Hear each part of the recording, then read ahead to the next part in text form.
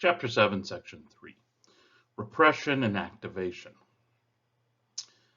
Now, we've already mentioned this in the past two sections, so now we're going to look at this idea of repression and activation a little closer and examine some specific examples.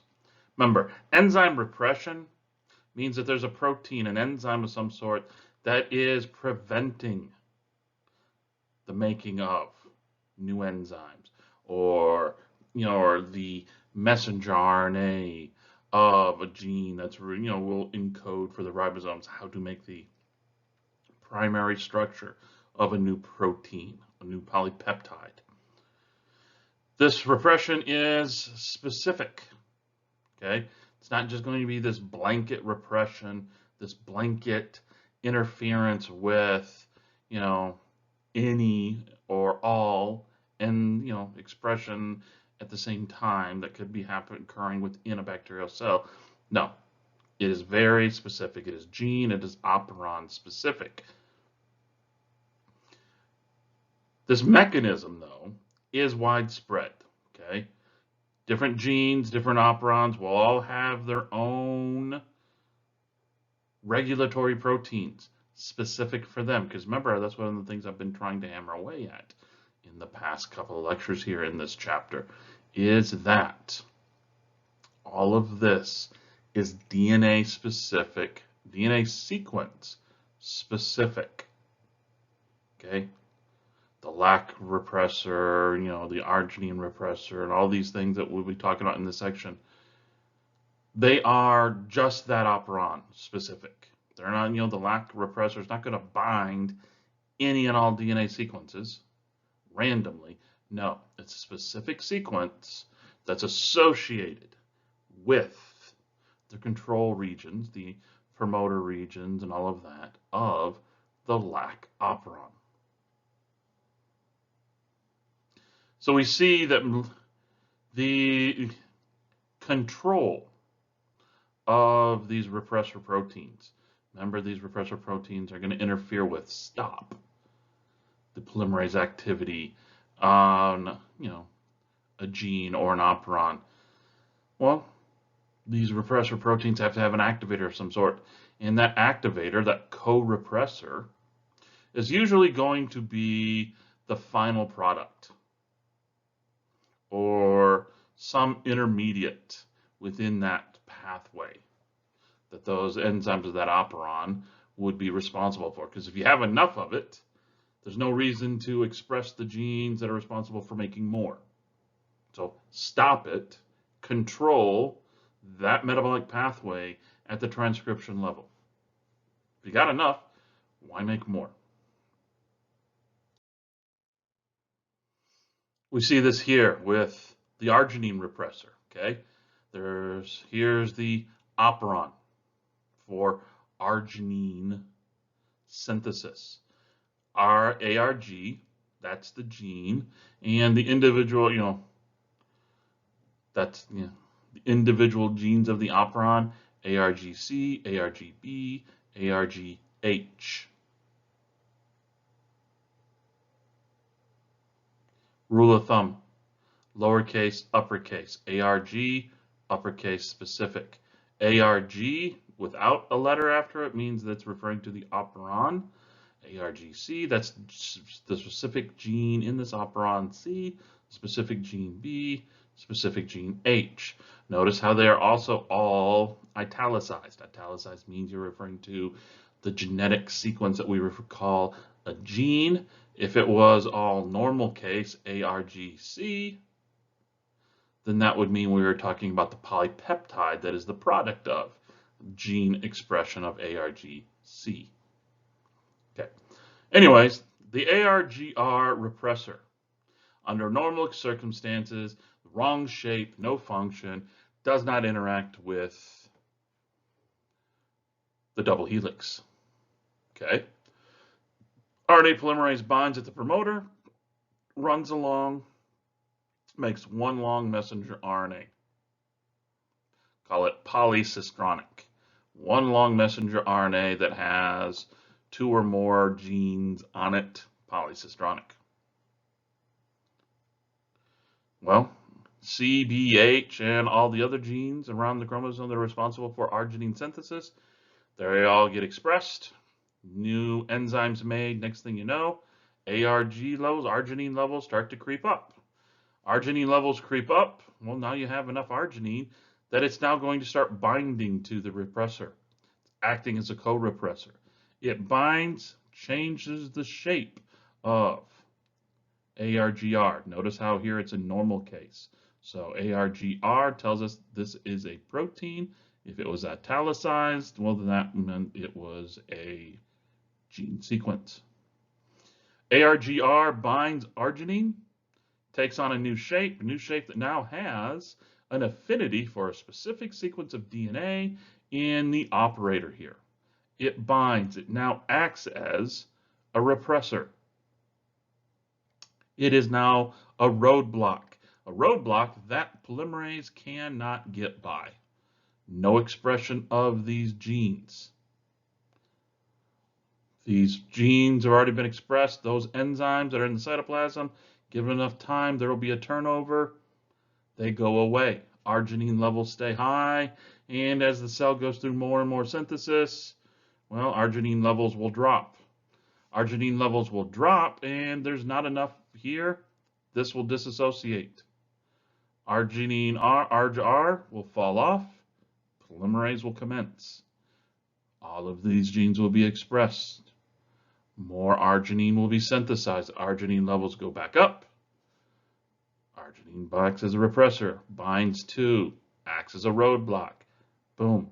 So you get this cyclic thing. Now, this isn't fast, okay? Transcription, translation, and all of that, not fast. Hours, days, maybe, depending upon which ones you're talking about, which organism. The turnover of the enzymes in the cytoplasm, yeah, days again. So you're not bouncing back and forth between this within minutes. But still, you are bouncing back and forth. It is a teeter-totter thing. When arginine levels are high, expression of this operon is low. When arginine levels are low, expression of the operon goes high. And then it just goes back and forth. Arginine high, repressor activated. Arginine low, repressor is inactive. Induction is going to be different, okay? Induction is different. Usually, induction of a gene or an operon is due to the presence of the substrate. This is the opposite of the arginine, the Arg operon that we just talked about last slide. Here, you are looking at, say, an example would be the Lac Operon. The Lac Operon, under normal, quote-unquote, normal conditions, E. coli will not have lactose in its environment, okay? Just not one of those normal sugars. So there's no reason to have the transport protein in its, cytoplasmic membrane that is specific to lactose. No reason to have it there if you're not normally seeing it. No reason to have all of these genes sitting around there that are responsible for prepping lactose to enter into the glycosidic pathway, glycolysis. So, LAC-L acts as a repressor protein. In its native state, it is active. It binds the operator, acting as a roadblock. RNA polymerase, if it binds, cannot get by. Thus, it cannot transcribe the genes of the Lac Operon. But things change. In E. coli, that cell's environment, there now is the sugar lactose. Sugars can, slowly diffuse across the membrane, the cytoplasmic membrane. So some of it does diffuse, get into the cytoplasm. Okay, there's no genes there. The Z, Y, A gene are not there to prep it to enter into the glycosidic pathway. So instead, lactose binds Lac L. It binds here, binds the repressor, and by binding the repressor, changes its shape so it no longer has a function, and it disassociates from the DNA. Roadblock gone. Polymerase goes through. ZYA get expressed. You now have a transport protein, so any and all lactose in the environment gets immediately transported into the cytoplasm, and it all gets, turned into sugars that can now enter into the glycosidic pathway. Repressors turn off transcription. Boom. Co-repressors bind DNA in the presence of effector. They aid repressors. They aid activators. So as I said a few slides ago, that arginine one. When arginine is high, arginine repressor needs to be turned off. You don't need to keep making an amino acid that you have enough of.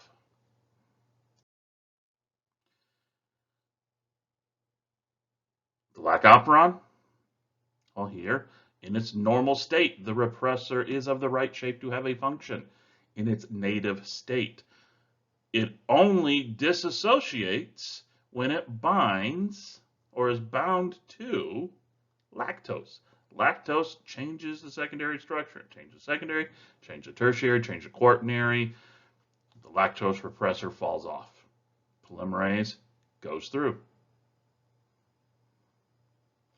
We see that allolactose, a version of a form of lactose, isopropyl blah blah blah blah blah, commonly referred to as IPTG, are Lac inducers. They will induce expression of the Lac Operon by interfering with the repressor activity. If the repressor's role is inhibitory, it's called negative control. Okay. Here's the thing, though. None of this, though, is, whether it's negative control, the repressor binds, everything gets shut off, or an inducer, positive control, it makes things happen. It's not a complete switch, on, off, on, off.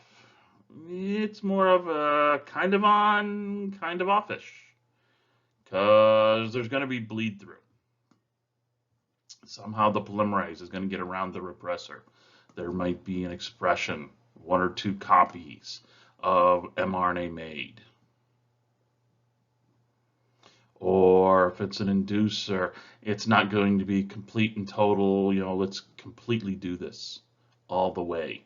Polymerase, polymerase, polymerase, Could be low-level expression, it could be high-level expression, depending upon what the inducer is, what the gene is, what the operon is.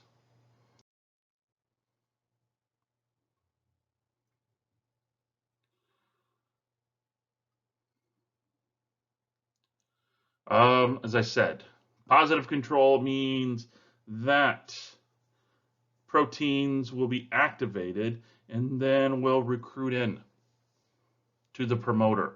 Polymerases will recruit in other factors that will aid in recruiting in polymerase. What's interesting is what we're finding out is some of these proteins that are responsible for doing this, the artists draw it for these where everything is right next to each other just because it's so easy to picture it this way. Here's the promoter, here's the binding sites, there's the repressor site, and over here would be the gene or the operon. Okay. Realistically, for a lot of these, the promoter and then that activator binding site is going to be somewhere else on that chromosome. Dozens, if not hundreds of nucleotides away. Yeah, it can be right next to each other, but a lot of times it's going to be this. And by the activator protein binding and recruiting in, remember I keep saying it recruits in other proteins? Well, some of those other proteins are going to induce this big bend in the DNA chromosome. Induce this bend so that, in such a way that the promoter region will now be in close proximity to the activator site, so that the activator can physically bring in and position RNA polymerase. So the activator proteins aid RNA polymerase recruitment and positioning at the correct DNA sequence. There may be, as I said, other proteins required that have to bend the DNA structure, distort the DNA double helix. Maltose is a great example of this. The maltose activator protein, MALT, has to bind maltose. Binding of maltose will change the structure of the DNA chromosome so that positioning of RNA polymerase can occur.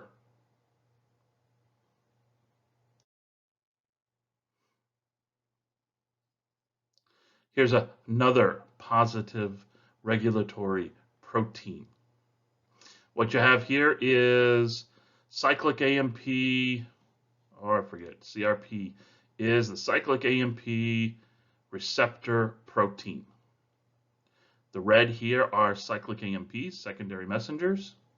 They bind to and activate this protein, which then binds to the DNA in the major grooves, that specific sequence, and they start this big distortion of the shape of the double helix so that you can get that bend, as we've talked about before. Is it just going to be one protein giving that complete bend? No, it's going to be a collection of them. So not this one alone won't be able to do it, but you get quite a few of them like this that we're doing, maybe not this CRP protein, but other ones. They will cause that big turn, that big bend, which will aid in the positioning of the activator protein and the polymerase in close proximity to each other.